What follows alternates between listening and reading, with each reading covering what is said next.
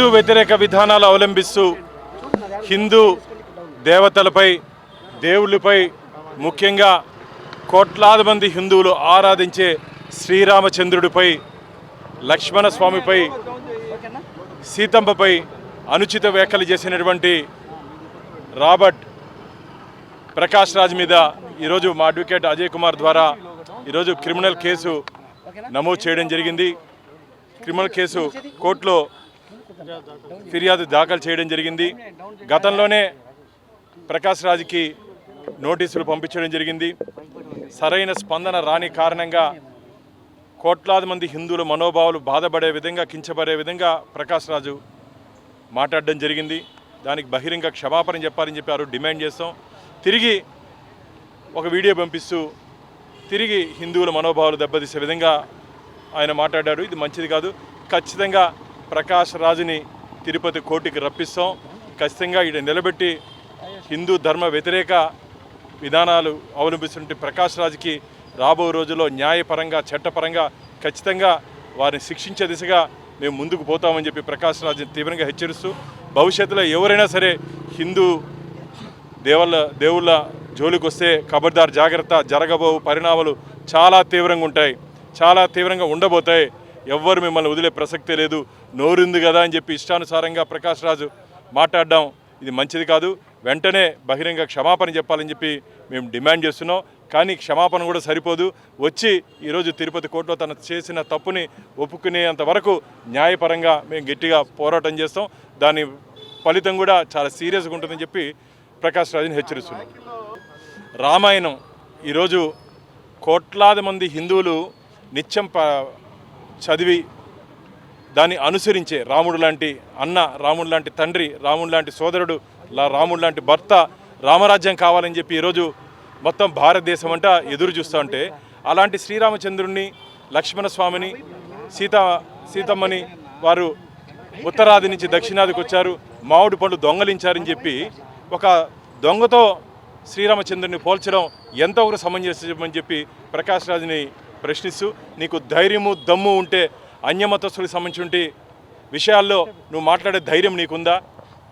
అన్యమతస్థులకు జరుగుతున్నటువంటి అన్యాయాలు, అకృత్యాల మీద మాట్లాడే దమ్ము ధైర్యం నీకుందా? కేవలం హిందూ దేవుల్ని మాత్రం విమర్శించేదే పనిగా పెట్టుకున్నావు. అసలు నువ్వు హిందువే కాదు, హిందూ వ్యతిరేక విధానాలు అవలంబిస్తున్నావు. రాబో రోజుల్లో ఖచ్చితంగా నువ్వు రోడ్ల మీద వస్తే నిన్ను హిందువులు తరిమే రోజు దగ్గరలోనే ఉంది. ప్రకాష్ రాజు నీకు నీ వీపు విమానం మోతవుతుంది. అది మాత్రం ఖచ్చితంగా రాబో రోజు జరుగు తీరుతుంది. కడుపుకి అన్నం తినేవాడైతే ఎవరు శ్రీరామచంద్రుడిపై ఇలాంటి మాట మాట్లాడు. వేరే తింటాడేమో. కడుపుకి అన్నం తినేవాడైతే ఇలాంటి మాటలు మాట్లాడు. ఇది కోట్లాది మంది హిందువులు ఆ రోజు నాతో పాటు మా పొరగంటి భాస్కర్ కానీ, వరప్రసాద్ కానీ, అశోక్ కానీ, కిరణ్ కానీ మేమందరూ కలిసి వాళ్ళందరూ ఈ కంప్లైంట్లు అందరూ ఇచ్చారు. వాళ్ళందరూ మా మనోభావాలు బాధపడ్డాయి. మేము ఆ రోజు ఆ వీడియోస్ చూసిన తర్వాత, టీవీలో వచ్చిన తర్వాత జీర్ణించుకోలేకపోయాం ఆ బాధని. అంటే నోరుంది కదా అని చెప్పి మాట్లాడితే ఇది మంచిది కాదు. ప్రకాష్ రాజు, నీకు రాబో రోజుల్లో ఏ విధంగా, ఇది కోర్టు ప్రాంగణం కాబట్టి మేము చాలా శాంతియుతంగా ఉన్నాం. జరగబో పరిణామాలు మాత్రం చాలా తీవ్రంగా ఉంటాయి. అసలు నటనకే అర్హుడు కాదని చెప్పి నేను భావిస్తున్నా. నటనకే అర్హుడు కాదు.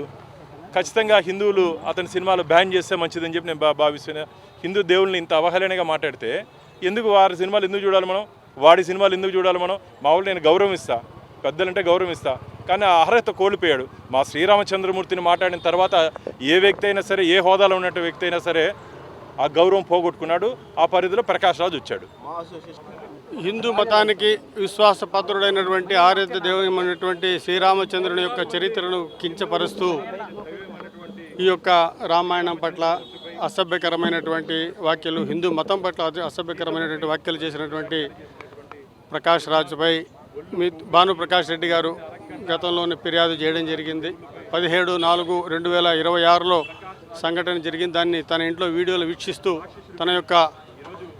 ఆ వీడియోలు వీక్షిస్తున్నటువంటి సందర్భంలో ఈ యొక్క ప్రకాష్ రాజ్ వ్యాఖ్యలు వినడం జరిగింది. అతనితో పాటు అతని మిత్రులు కూడా ఈ యొక్క వీడియోని వీక్షించిన తర్వాత ఫిర్యాదు చేయాలనేసి పోలీసులకు ఫిర్యాదు చేయడం, అతనికి నోటీస్ పంపించడం జరిగింది. ఆ తర్వాత అతని పట్ల ఎటువంటి ప్రవర్తనలో మార్పు లేకపోవడంతో గతంలో ఉన్నటువంటి ప్రకాష్ రాజ్ చరిత్రను, హిందూ మతాన్ని కించపరుస్తున్నటువంటి చరిత్రను దృష్టిలో పెట్టుకుని ఈరోజు భానుప్రకాష్ రెడ్డి గారు తిరుపతి దేవస్థానం యొక్క పాలక మండలి సభ్యులు ఫిర్యాదు చేయడం జరిగింది. కోర్టులో ఈరోజు 4వ అదనపు జూనియర్ సివిల్ జడ్జి కోర్టులో ఈ యొక్క ఫిర్యాదును దాఖలు చేశారు. సెక్షన్ 196 మరియు సెక్షన్ 299 BNSS కింద ఈ యొక్క ప్రకాష్ రాజ్ పైన ఫిర్యాదు చేయడం జరిగింది. ఖచ్చితంగా ఈ యొక్క ఫిర్యాదు ద్వారా అతనికి సమన్లు జారీ అవుతాయి. ఆ సమన్లు జారీ అయితే కోర్టు ఖచ్చితంగా హాజరు కావాల్సిన పరిస్థితి ప్రకాష్ రాజ్ పైన.